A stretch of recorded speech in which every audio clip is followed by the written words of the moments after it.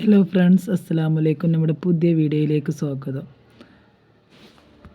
അപ്പോൾ നമ്മളിന്നിവിടെ കാണിക്കുന്നത് കുരുമുളക് അരച്ചാണ്ട് എങ്ങനെ മീൻകറി ഉണ്ടാക്കാമെന്നാണ്.